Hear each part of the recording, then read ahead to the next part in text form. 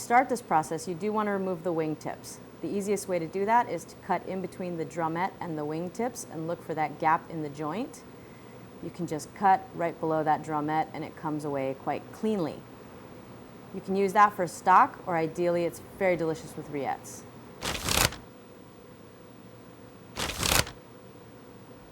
So the next thing you want to do is separate the bird into halves.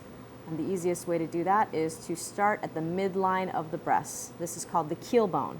If you make shallow cuts on either side of the keel bone, you can then take your fingers and run it along that seam, creating a space that you can see much more easily.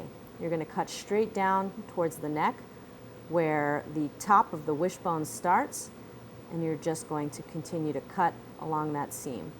Ideally, you want to trace along the rib cage and look for the gap in the shoulder joint to continue to separate that.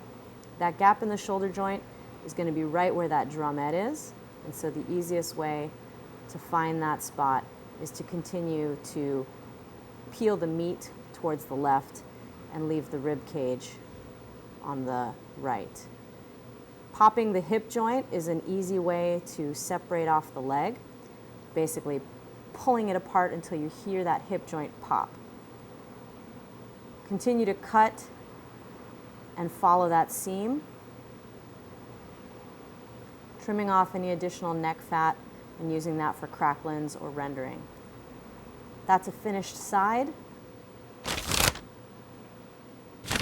To separate the breast and thigh from each other, you want to cut along the seam so that you can ideally have enough fat covering the breast and a lot of fat covering the thigh. So you want to cut as close to the breast as possible, leaving that drumette intact. And then the other side is the thigh that you'll just trim a little bit for confit.